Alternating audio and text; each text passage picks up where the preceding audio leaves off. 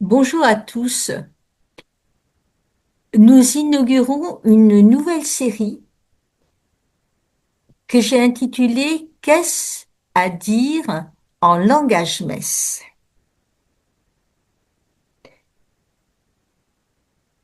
Et cette série, nous allons la commencer pour justement parler du langage messe. Donc, la messe a ses langages. Nous lisons premier verset du chapitre 12 de la lettre de Saint Paul aux Romains.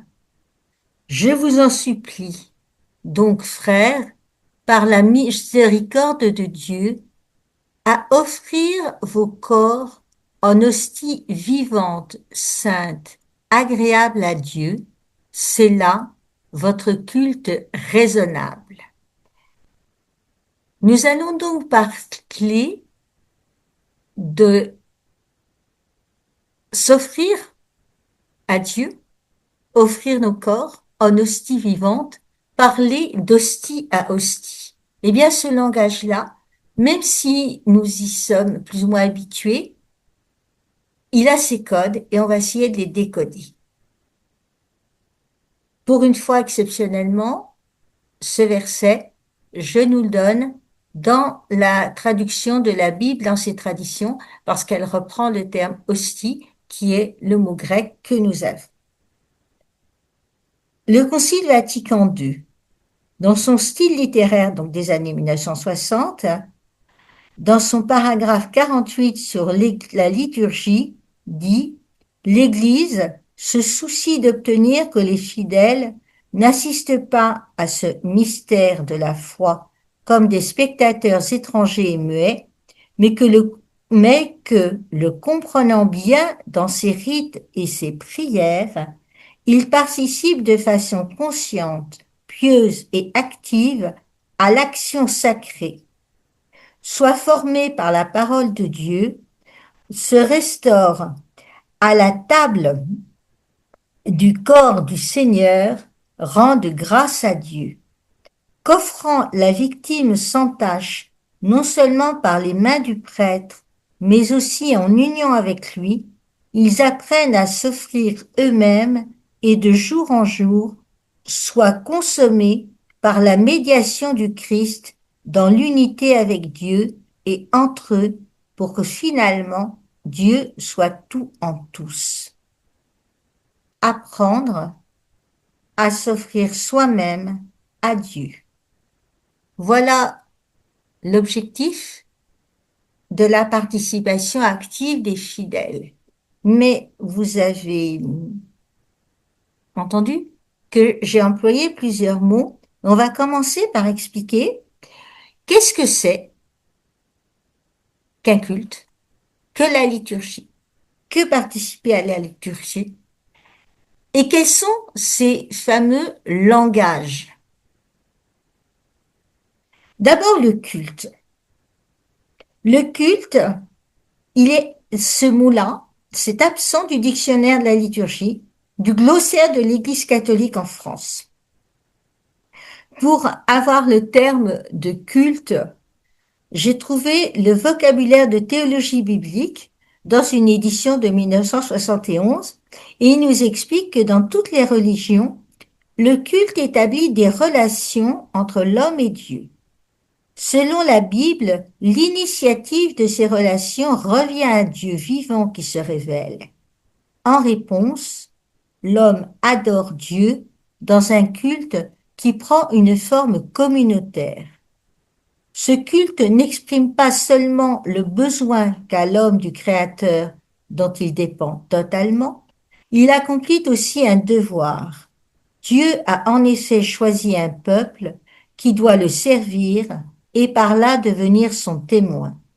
Le peuple élu doit donc remplir sa mission en rendant un culte à Dieu. Et en hébreu, le mot culte dérive de la racine abad qui signifie servir, rendre un culte à Dieu.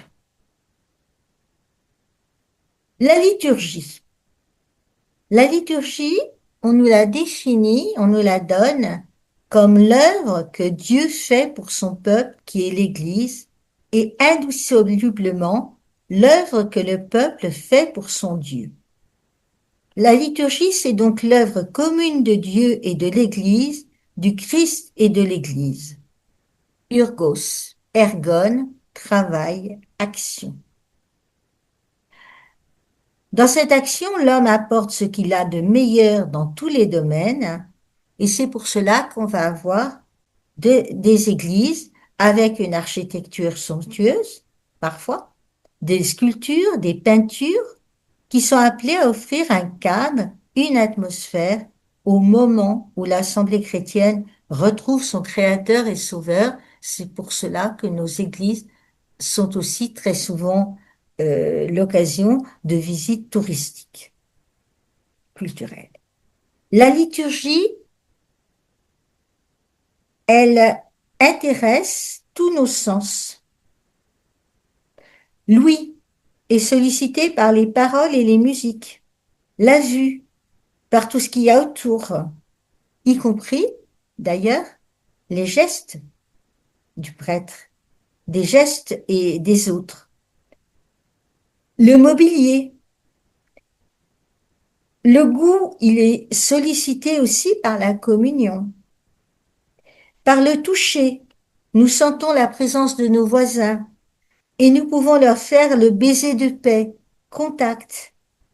L'encens, le parfum du Saint-Crème et l'odeur de l'église chatouillent nos narines. L'odeur des brebis et le goût du pain partagé, nous disait le pape François. La liturgie, elle se déroule selon un enchaînement qui est très précis et dont la précision a des sources dans l'histoire, à commencer par l'histoire de la liturgie de la synagogue. Et donc, cet enchaînement, on l'appelle des rites. Il y a des choses qui sont rituelles dans l'existence. Et cette liturgie, nous sommes invités, on va le redire, non seulement par le Concile Vatican II, mais à la suite du Concile Vatican II, à participer à cette liturgie, c'est-à-dire à entrer dans ce cadre sacré qui est l'acte lui-même de Dieu. En fait, c'est toute toute activité de baptisé, de l'être humain, de créature, est appelée à être associée à ce que Dieu fait, à ce qu'il est, et à agir après avoir invoqué cet esprit, être ses mains, ses bras, ses paroles. Et c'est à la fois personnel et communautaire, mais il est important pour notre nature de réserver des moments, des actes où notre vie se ressource en Dieu. Nous sommes des êtres corporels et spirituels. Notre participation à l'œuvre de Dieu, à l'urgie, de notre liturgie, est à la fois intérieure et extérieure, l'extérieur nourrissant l'intérieur. Et ça nous engage, cœur, âme, cœur, et par tout moyen. Donc le culte, la liturgie, le rite, participer à la liturgie. Déjà, le langage commence à se préciser. Un langage qui pour l'instant est parole.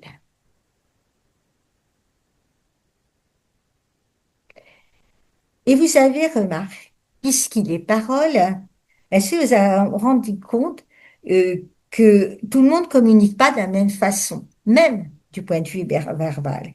Il suffit de regarder un Italien, des Italiens qui communiquent entre eux, ils y vont avec les mains et tout, au point que même si on ne parle pas italien, on comprend bien ce qu'ils veulent dire, c'est des gestes.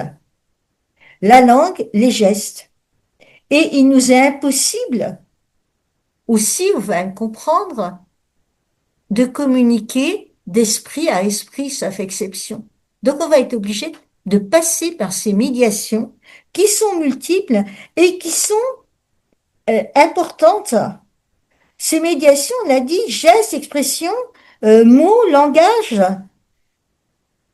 et pour imprimer en nous sa grâce, c'est-à-dire le don de sa vie et de son amitié, Dieu, il utilise ces signes, il utilise les objets, il utilise les mots, les gestes, les couleurs, même les vêtements.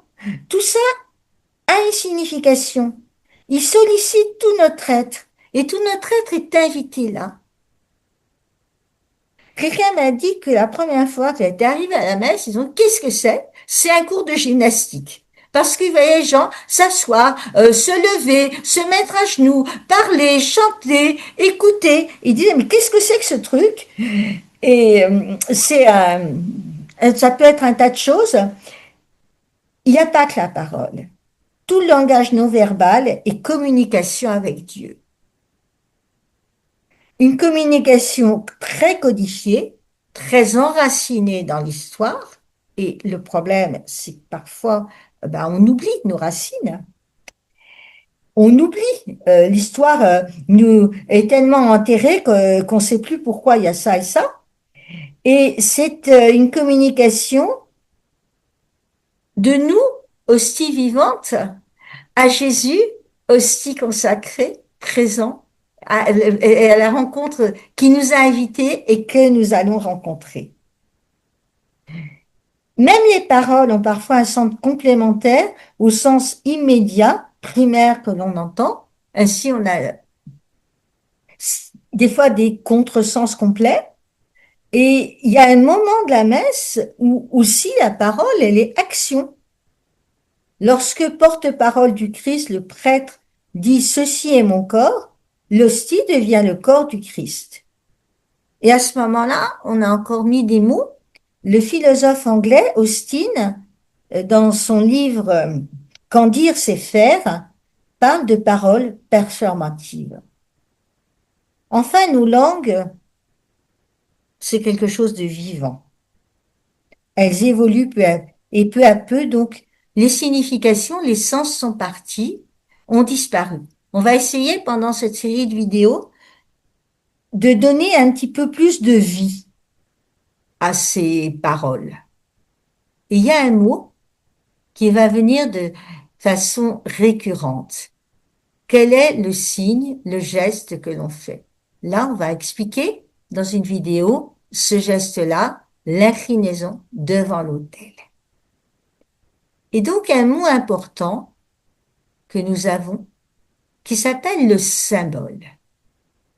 Tout n'est pas symbole au sens strict que nous donnent les linguistes dans la messe, mais le symbole, étymologiquement, ça veut dire jeter ensemble.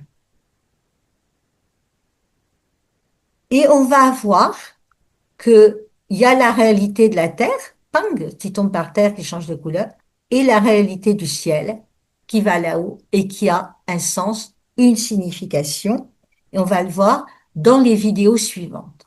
Donc, le langage de la messe, un langage dédié, précis, mais qui invite tous nos sens, et c'est un langage qui est langage de Dieu à sa communauté, de chaque membre de la communauté à Dieu, de chaque membre de la communauté aux autres membres de la communauté, par des médiations qui sont les fonctions, on va les voir, les missions remplies par les uns et par les autres.